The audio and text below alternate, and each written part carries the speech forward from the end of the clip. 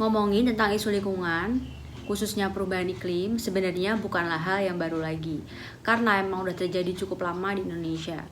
Bahkan dulu kegelisahanku sama isu lingkungan ini yang melatar belakangiku untuk ngambil jurusan di bidang pertanian waktu kuliah. Kalau ditelik kembali, aku lahir dan besar dari keluarga yang emang kerja sebagai petani. Jadi aku tumbuh besar di pedesaan, kebiasa ngelihat rumah yang punya halaman depan, punya halaman belakang, banyak banget tanaman di sekitarnya. Bahkan di rumahku sendiri, belakang rumahnya penuh banget sama tanaman, sayuran, atau bahkan tanaman herbal.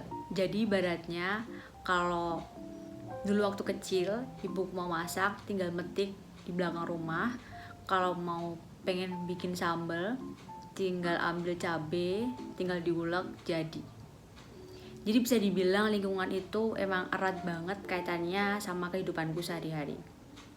Aku ingat banget dulu waktu masih kecil, kalau di dalam rumah kayak gini rasanya adem banget, meskipun di siang bolong sekalipun. Tapi waktu beranjak besar, aku ingat banget dulu waktu SMA, di dalam rumah tuh kerasa banget masih panas gitu. Hingga tahun 2015 aku masuk kuliah karena beda kota, jadi aku harus pindah ke kota Surakarta atau kota Solo. Transisi hidup di perkotaan, terus pindah ke perkotaan yang secara geografis udah cukup berbeda, itu membuatku sadar dan mengamati banyak hal. Salah satunya adalah keprihatinanku terhadap masyarakat kota yang seolah terputus dengan alam.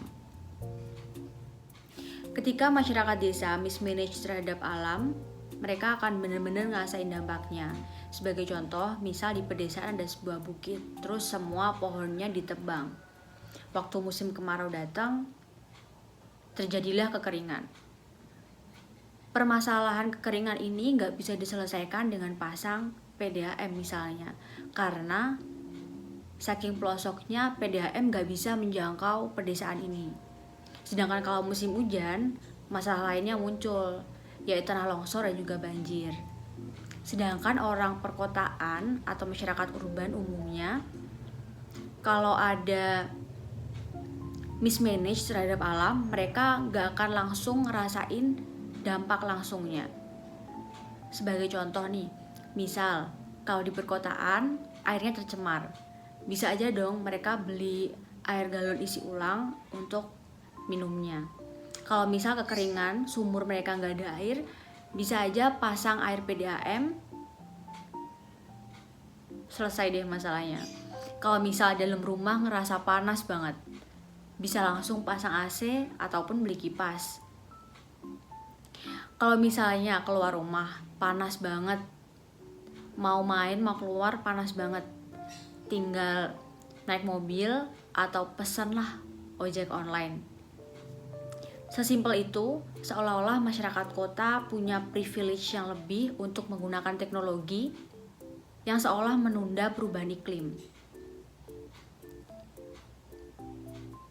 Ya, seolah-olah privilege itu bisa sih dibeli sama masyarakat pedesaan, tapi belum tentu aksesnya ada. Seolah terputus dengan alam. Kalau nggak ngerasain dampaknya secara langsung, gimana kita bisa lebih peduli atau lebih aware? Siapapun kita, tinggal di pedesaan atau perkotaan, kita punya tanggung jawab yang sama untuk lebih peduli sama lingkungan. Di sini aku mau menegaskan kalau aku tuh bukan aktivis lingkungan, jadi aku nggak akan bilang harus begini, harus begitu, nggak boleh begini ataupun nggak boleh begitu.